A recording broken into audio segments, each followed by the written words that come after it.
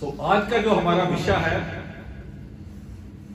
जितने लोग यीशु में हैं वो नई सृष्टि है। जितने लोग यीशु में हैं वो नई सृष्टि है। और मेरा विश्वास है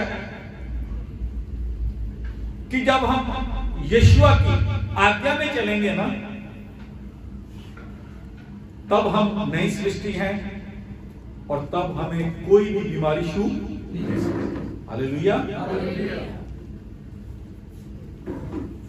और हम वचन में चलेंगे, दूसरा क्रंथिया 5 उसका 17 वचन पढ़ेंगे। सो यदि कोई मसीह में है तो वह नई सृष्टि है, पुरानी बातें बीत गई हैं, देखो वे सब नई हो गई। सब बोलेंगे हालेलुया। हालेलुया। सो अभी हमने वचन में पढ़ा है, यदि कोई यीशु में है वो नई सृष्टि है, पुरानी बातें सब कुछ उसके जीवन से और उसकी जगह नहीं आ गई। हालेलुया। सो मैं विश्वास करता हूं कि 2022 में हम एक नई सृष्टि के रूप में चलें, ताकि जितनी भी बीमारियां हैं वो हमें छू ना सके। और एक वचन और पढ़ेंगे हम, रोमियो 8 उसका 1 वचन। सो अब जो मसीह यीशु में हैं उन पर दंड की आज्ञा नहीं, क्योंकि वे शरीर के अनुसार नहीं वरन आत्मा के अनुसार चलते हैं। सब बोलेंगे हालेलुया। हालेलुया। सो दूसरी बात हमने ये सीखी है कि जितने लोग यीशु में हैं उनके ऊपर दंड की आज्ञा खत्म हो गई है, क्योंकि जो मसीही लोग हैं वो आत्मा में चलते हैं, ना कि शरीर में। यदि हम शरीर में चलेंगे तो समझो हमारे ऊपर दंड है। सो पहली बात हमने ये सीखी है कि जितने लोग यीशु में हैं वो नई सृष्टि है, पुराना जीवन खत्म। दूसरी बात हमने ये सीखी है कि जब हम यीशु में आत्मा में चलते हैं तो हमारे ऊपर कोई भी दंड की आज्ञा नहीं है। अब हम कुछ वादों को सीखना है और उसके बाद हमने एक बड़ी अच्छी स्टोरी है, और जो आज उस स्टोरी को हम सुनते हैं वो हमें शारीरिक लगती है, पर मैंने स्टोरी के बीच में स्टोरी आपको बतानी है। एक स्टोरी है बाइबल की, एक स्टोरी के पीछे एक और स्टोरी है। सो हम कुछ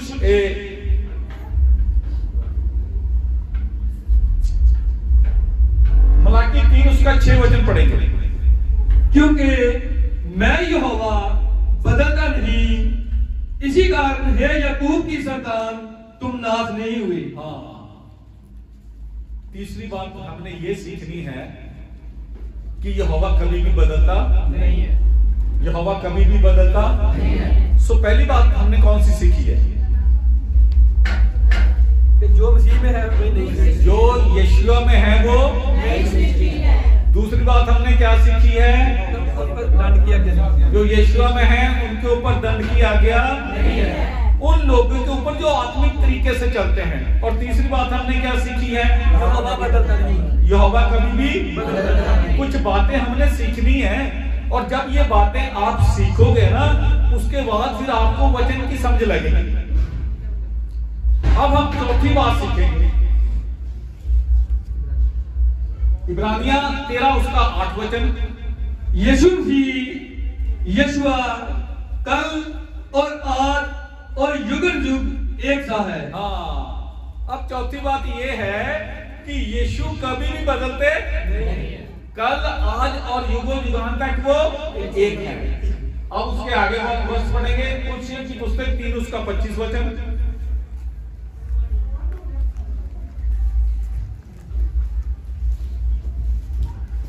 क्योंकि जो बुरा करता है वह अपनी बुराई का फल पाएगा, वह किसी का पक्षपात नहीं। अब ध्यान देना, इधर मेरी तरफ ध्यान। सबसे पहली बात हमने ये सीखी है कि जितने लोग यीशु में हैं वो नई सृष्टि है। इसका मतलब उनके अंदर पुराना खमीर बिल्कुल भी होना नहीं चाहिए। यदि हमारे अंदर पुराना खमीर नहीं होगा तो वचन में लिखा है फिर उनके ऊपर दंड की आज्ञा भी बिल्कुल। और तीसरी बात हमने ये पढ़ी है कि यहोवा कभी भी बदलता नहीं है, कल आज और युगों तक एक। अब चौथी बात ये आ गई है, इस वर्ष के ऊपर हमने बड़ा ध्यान देना है।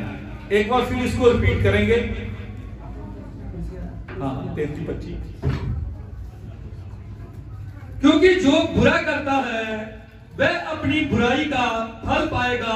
ध्यान देना, वो किसी का पक्षपात नहीं करता। जो बुराई करेगा ना उसको सजा मिलनी है। और मैं नहीं चाहता कि ये 2022 साल में अब एक नया कोरोना वायरस आया है जिसका नाम क्या है? ओमिक्रॉन। अगर आप लोग बचना चाहते हैं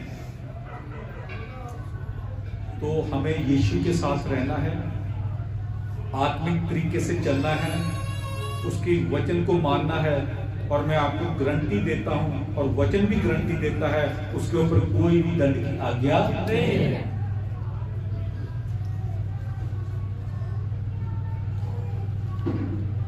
अब हम चलेंगे लेविया की पुस्तक 20 उसका 10 वचन। फिर यदि कोई पराई स्त्री के साथ व्यभिचार करे तो जिसने किसी दूसरे की स्त्री के साथ व्यभिचार किया हो तो वह व्यभिचारी और वह व्यभिचारिणी दोनों निश्चय मार डाले जाए। अब ध्यान दो, यदि कोई व्यक्ति किसी पराई स्त्री से व्यभिचार करता है तो दोनों को क्या कर दो? बोलो। ये बात आपने अपने दिमाग में बिठा लेना, ठीक। अब हम चलेंगे कूच की पुस्तक 21 उसका 12 से 15 वचन तक। जो किसी मनुष्य को ऐसा मारे कि वह मर जाए तो वह भी निश्चय मार डाला जाए। अब ध्यान दो, अब 2 बातें आज हमने सीखनी है। अब दूसरी बात यह है, यदि कोई इंसान किसी का कत्ल करता है तो जिसने कत्ल किया है या कत्ल करवाया है उसको भी क्या कर दो? समझी? आज हमने 2 बातों के ऊपर गौर करना है। सबसे पहली बात हमने व्यभिचार के ऊपर गौर करना है। यदि कोई व्यक्ति पराई स्त्री से व्यभिचार करता है तो दोनों को बोलो मार डाला जाए। यदि कोई आदमी किसी का कत्ल करता है तो उसको क्या कर दो? सो कितने गुना? कौन कौन सा?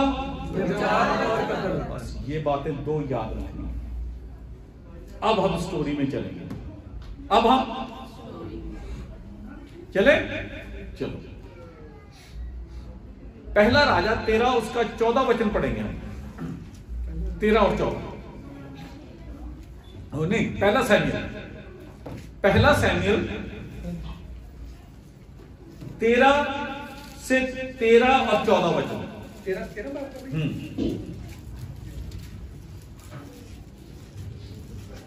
शमूएल ने साउल से कहा, तूने मूर्खता का काम किया है। तूने अपने परमेश्वर यहोवा की आज्ञा को नहीं माना, नहीं तो यहोवा तेरा राज्य इस्राएलियों के ऊपर सदा स्थिर रखता। परंतु अब तेरा राज्य बना ना रहेगा। यहोवा ने अपने लिए एक ऐसे पुरुष को ढूंढ लिया है जो उसके मन के अनुसार है, और यहोवा ने उसी को अपनी प्रजा पर प्रधान होने को ठहराया है, क्योंकि तूने यहोवा की आज्ञा को नहीं माना। अब ध्यान दो मेरी तरफ, अपनी अपनी बाइबल आप बंद कर दो, थोड़ा समय मेरी और ध्यान दो।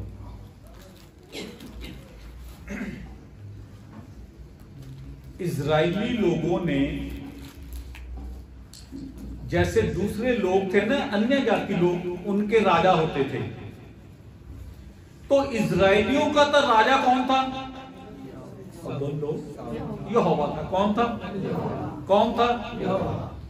पर इजरायली लोग चाहते थे कि जैसे दूसरी कौमों के राजा हैं ना, वैसे ही हमारा भी एक राजा होना। गलत किया कि सही? कभी कभी हम लोगों को देख के चाहते हैं कि जैसे उनके साथ है वैसा ही हमारे साथ भी हो।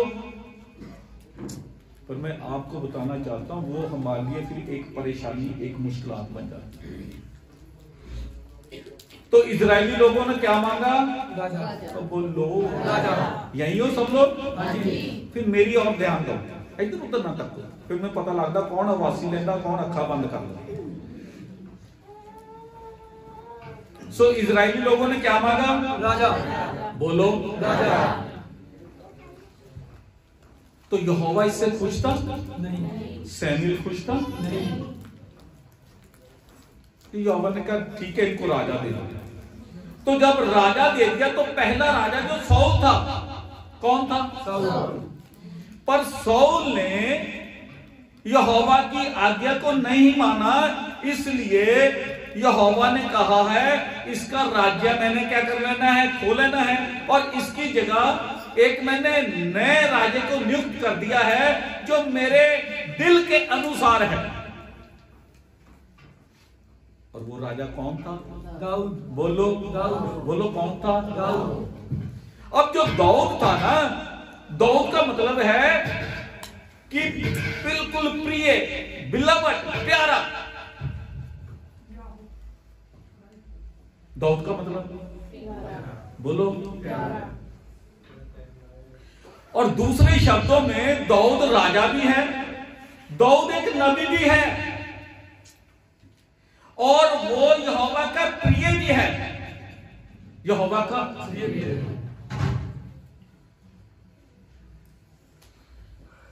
जो एक नबी है, जो एक यहोवा का नियुक्त किया अभिषेकत राजा है,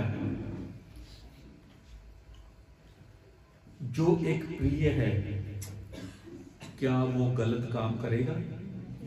अब बोलो नहीं।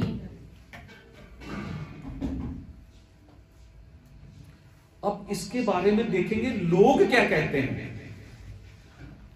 सो दूसरा राजा 2 अध्याय उसके 11 वचन में एक बहुत 2 इल्जाम दाऊद के ऊपर है, एक व्यभिचार का और एक कितने इल्जाम? कौन कौन सा? अच्छा, अगर कोई व्यभिचार करता था तो हमने लेविया 20 उसके 10 वचन में पढ़ा है कि उसको सजा क्या है? दोनों को, औरतों और बोलो, अगर कोई कत्ल करता है तो ये तो दोनों पाप हम देख रहे हैं इसके जीवन में। यदि यहोवा बदलता नहीं है, यदि हर अपराधी को उसकी सजा मौत मिलती है, फिर दाऊद को क्यों नहीं मिली भाई? नहीं समझे मेरी बात? हाँ जी, समझे कि नहीं समझे? चलो दूसरा सैमुएल 11 अध्याय में देखें दाऊद क्या कर रहा है। हाँ जी। फिर जिस समय राजा लोग युद्ध करने को निकला करते हैं, उस समय अर्थात वर्ष के आरंभ में दाऊद ने योआब को और उसके संग अपने सेवकों और समस्त इजरायलियों को भेजा, और उन्होंने अम्मोनियों को नाश किया और रब्बा नगर को घेर लिया, परंतु दाऊद यरूशलेम में रह गया। सांझ के समय दाऊद पलंग पर से उठकर राजभवन की छत पर टहल रहा था, और छत पर से उसको एक स्त्री जो अति सुंदर थी नहाती हुई देख पड़ी। जब दाऊद ने भेजकर उस स्त्री को पुछवाया, तब किसी ने कहा, क्या ये इलियाम की बेटी और हित्ती उरिया की पत्नी बत्सबा नहीं है? तब दाऊद ने दूत भेजकर उसे बुलवा लिया, और वह दाऊद के पास आई और वह उसके साथ सोया।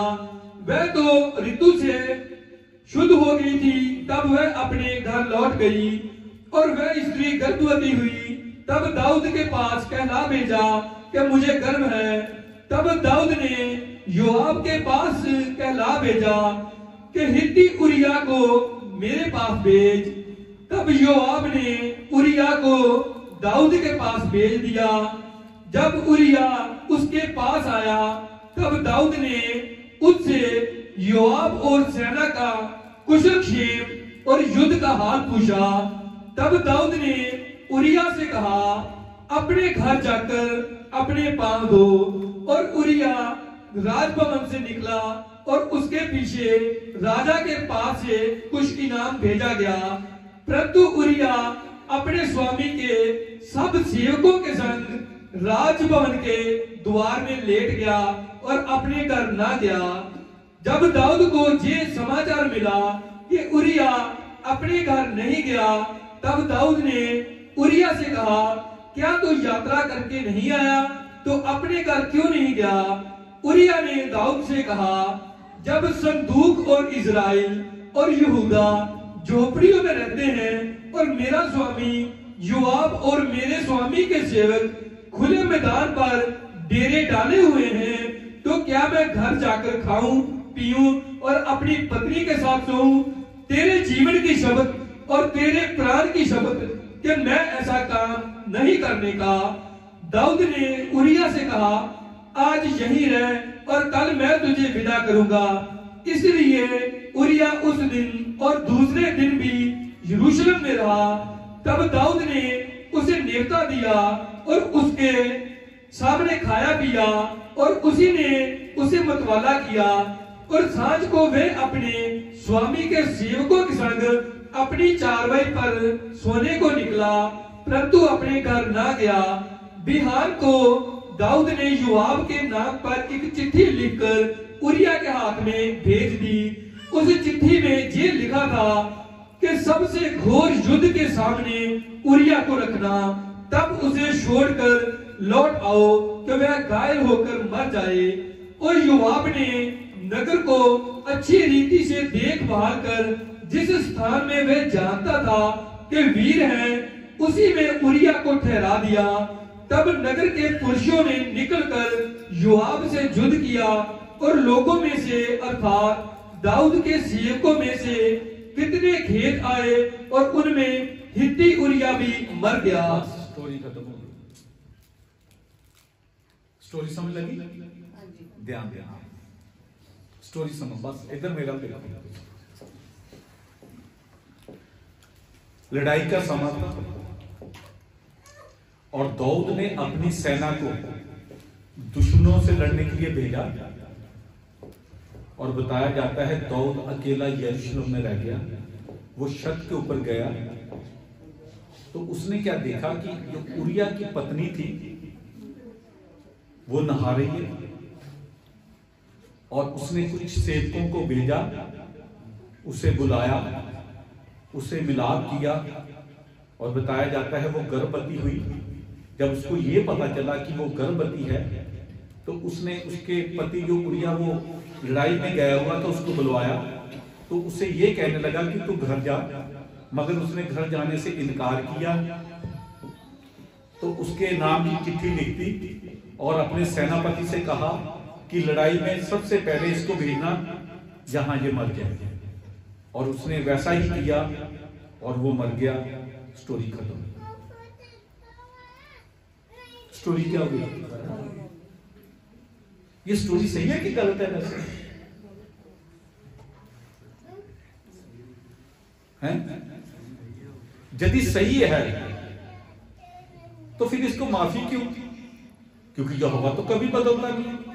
जब आदम और हवा ने पाप किया सीधे बोलो, जब मूसा ने एक की बजाय 2 छड़ी लगा दी तो कनान देश में, तो इसको कैसे माफी?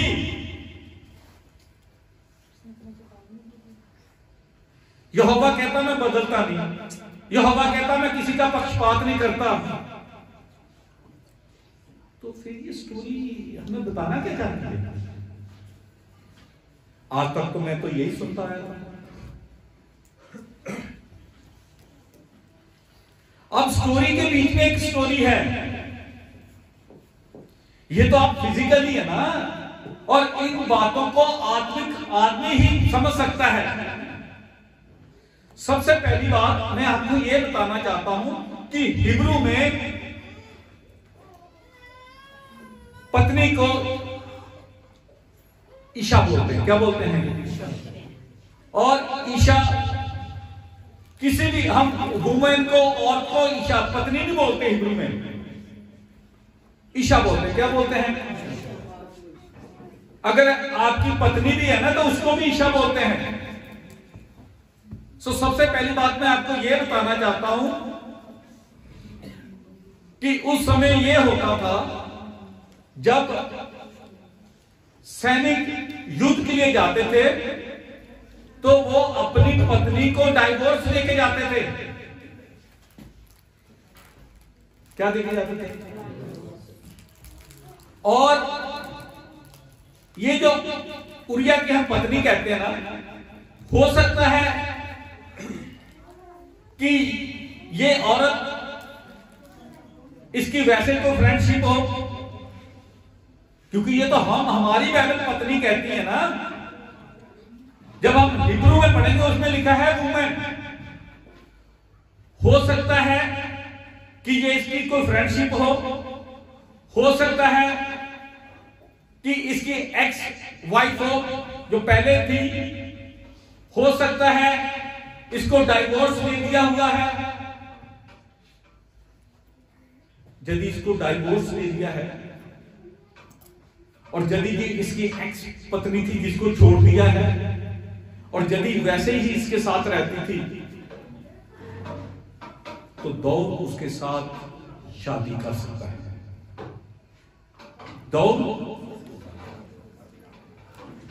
तभी तो ये कंफ्यूजन है, क्योंकि अगर वो उसकी पत्नी होती तो दाऊद ने भी मरना था और बैतशेबा ने भी मरना था। समझ ली? पहला पॉइंट ये है कि ये तो हमारी बाइबल कहती है पत्नी, पर हिब्रू में ईशा बोलते हैं वुमेन को। दाऊद ने कोई भी गलत काम नहीं किया। अब आ गया उसके ऊपर मर्डर केस लगा हुआ है। अब दाऊद एक नबी है, एक राजा है, उसको पता सही क्या करना है, क्योंकि नबी कभी भी कोई गलत काम, वो तो जो कुछ कर रहा है बिल्कुल सही कर रहा है। और उस औरत को बैतशेबा का मतलब यही है कि वादे की पुत्री, और हमने वचन में पढ़ा है कि वो नहारी थी, वो अपने जो उसकी महामारी उससे वो शुद्ध हो चुकी थी। तो ये एक लेडी को भी ले सकते, एक कलीसिया को भी ले सकते हैं। जब हम बैप्टिज्म ले लेते हैं और जब हम तौबा कर लेते हैं तब हम शुद्ध हो जाते हैं, और जो शुद्ध है यीशु की राजा की निगाह उसी पे रहती है। सब बोले क्या हालेलुया। ये तो हम फिजिकली देख रहे हैं ना, क्योंकि दूसरा इतिहास 16 उसके 9 वचन में लिखा है, यहोवा की निगाह धर्मी जन के ऊपर लगी रहती है। और मैं विश्वास रखता हूं ये जो औरत है ये बिल्कुल पाक और साफ है, क्योंकि दाऊद एक राजा भी है, एक वो नबी है। अब जब उरिया को उसके घर में भेजा गया कि जा तू अपनी पत्नी के पास, यदि वो अपनी पत्नी स्वीकार करता तो वो अपनी पत्नी के पास जा सकता था। जब डाइवोर्स हो गया है तो फिर आदमी तो कभी जाएगा ही। अब इसको कत्ल क्यों किया गया है उसका मैं एक ऑप्शन बताता हूं। यदि एक आदमी है उसके मुंह के ऊपर कोई थूक देता है और जिसके मुंह के ऊपर थूका ना वो थाने में रिपोर्ट लिखाएगा, फिर कोर्ट केस चलेगा और फिर उसका न्याय होगा। और यदि राजा के मुंह के ऊपर कोई थूक देता है ना, और राजा को ये अधिकार है उसी समय उसको मार दे। अब यहां उरिया को क्यों मारा गया? इसकी वजह यह थी कि जब उरिया को उसने बोला राजा ने कि अपने घर जा, सबसे पहली बात उसने राजा के हुक्म की उल्लंघना की है, हुक्म की। और दूसरी बात वो ये कह रहा है कि मेरा मालिक जो सेनापति है, इसका मतलब राजे होते हुए अगर हम दूसरे को मालिक कहेंगे तो राजा कभी भी इसको एक्सेप्ट, इसीलिए उसको बनना पड़ा है। ये फ्यूचर में तुम्हारे और हमारे साथ होगा। जो बैतशेबा की तस्वीर है वो तुम्हारी और हमारी है, और जो उरिया वो लोग हैं जो उसकी आज्ञा को नहीं मानते। अब दाऊद ने ना तो कत्ल किया है ना विचार किया है, क्योंकि वो एक नबी है और नबी को सब कुछ पता है। लोग उसे पहचान नहीं रहे, पर उसको पता है मैं क्या करूं। हमें बाहर से स्टोरी कुछ और दिखाई देती है, पर अंदर स्टोरी कुछ। पहले मैंने आपको फिजिकल स्टोरी बताई है, अब मैं अंदर की स्टोरी बता रहा हूं। इसी तरह से जब आप लूका की पुस्तक में जाओगे ना, 7 उसके 36 वचन में सिमोन ने यीशु को अपने घर बुलाया। जब घर पे बुलाया तो बताया जाता है एक पापन औरत आई जो अपने आंसुओं से यीशु के पांव क्या कर रही थी, और अपने बालों से क्या कर रही है। पर सिमोन की निगाह में वो स्टोरी गलत दिखाई दे रही है, जैसे हमें दाऊद की स्टोरी गलत दिखाई देती है। सब बोलेंगे हालेलुया। पढ़ेंगे लूका 7 उसका 38 और 39 वचन। और उसके पांवों के पास पीछे खड़ी होकर रोती हुई उसके पांवों को आंसुओं से भिगाने और अपने सिर के बालों से पोंछने लगी, और उसके पांव बार बार चूम कर उन पर इत्र मला। ये देखकर वह फरीसी जिसने उसे बुलाया था अपने मन में सोचने लगा, यदि ये भविष्यवक्ता होता तो जान लेता कि ये जो उसे छू रही है वे कौन और कैसी स्त्री है, क्योंकि वह तो पापनी है। यहां सिमोन ने भी यीशु को पहचाना नहीं। आज भी लोग दाऊद को पहचान नहीं रहे। आज की जो स्टोरी है ना वो गलत हो चुकी है। यदि स्टोरी सही होती तो हमने बहुत सारे वचन पढ़े हैं कि यहोवा किसी का पक्षपात, यहोवा कभी भी बदलता। जिसने कत्ल किया है उसको क्या होना पड़ेगा, जिसने विचार किया है उसको क्या करना पड़ेगा। तो ये बात तो दाऊद के साथ हुई नहीं। तो आज हम प्रचार क्या सुन रहे हैं कि दाऊद ने विचार किया है, दाऊद ने कत्ल किया है। उसने ऐसा कुछ नहीं किया। कभी कभी हम कुछ अंदर से कुछ और होते हैं, पर लोगों की तस्वीर हमारी बाहर से कुछ और दिखाई देती है। अंदर से हम सब कुछ सही करना चाहते हैं, पर लोग हमारे बाहर के चरित्र को देख के वो सोचते ये आदमी गलत है। हालेलुया। जो यीशु की निगाह में सही होगा, यहोवा अपने लोगों में उसको सही कर देगा। सब बोलेंगे हालेलुया।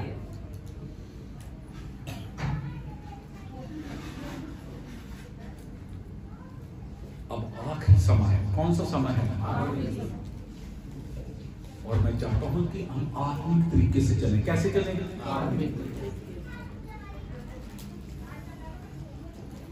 और जैसे बैतशेबा उसकी पत्नी बनी है, उरिया का कत्ल हो गया है, आने वाले समय में ये स्टोरी फिर रिपीट होगी। ये स्टोरी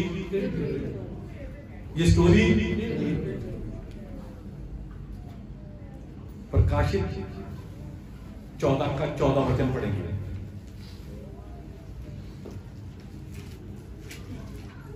और मैंने दृष्टि की और देखो एक उजला बादल है, और उस बादल पर मनुष्य के पुत्र सरीखा कोई बैठा है, जिसके सिर पर सोने का मुकुट और हाथ में चोखा हंसुआ है।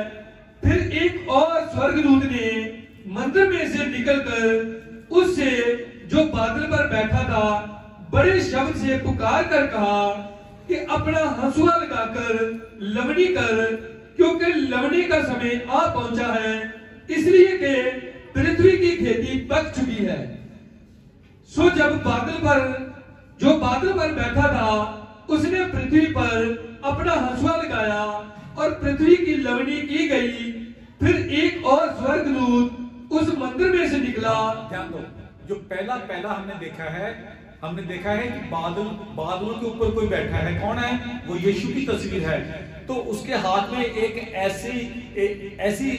ऐसा हथियार है जिससे हम गेहूं को काटते हैं। तो जब उसने फेंका तो बताया जाता है जितनी धरती की फसल थी ना, उसको क्या कर लिया है? काट लिया है। और जैसे बैतशेबा को दाऊद ने अपने पास बुलाया है, ऐसे ही अंतिम समय में यीशु अपनी पत्नी को, अपनी कलीसिया को अपने पास बुलाएगा।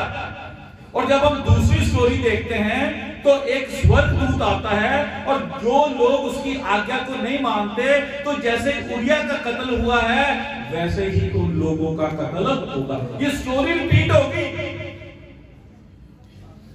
आज लोग हमारे बारे में हो सकता है गलत सोचें,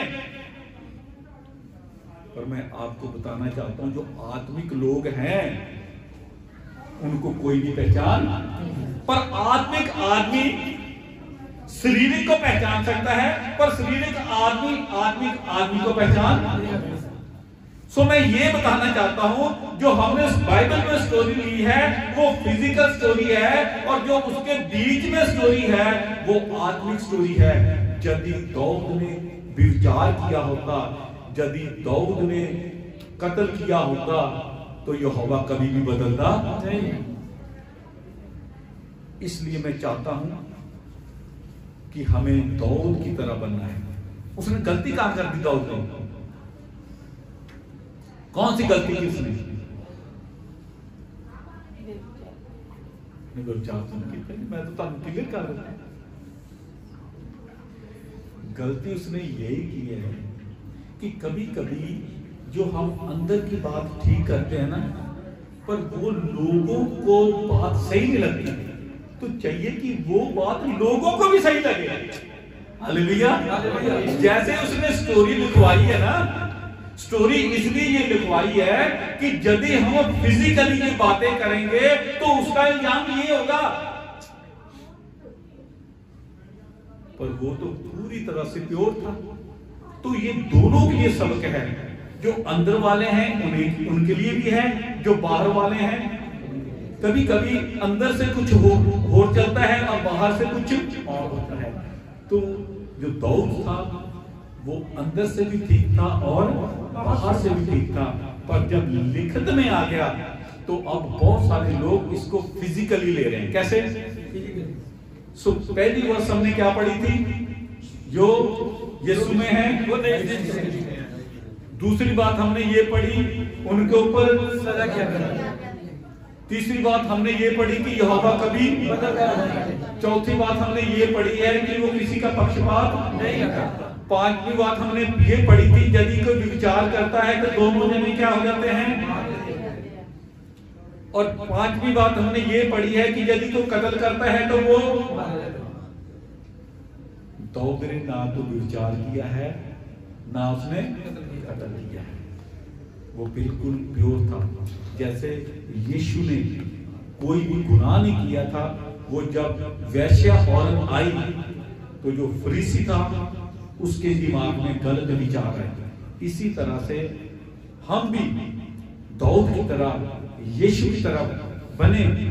लोग हमारे विचारों में या हमारे ऊपर कोई भी गलत इल्जाम लगाएं, मगर हमें अंदर से भी सही लेना है, बाहर से भी सही लेना है। सो यहोवा इन वचनों के द्वारा आपको ब्लेस करे। आमीन।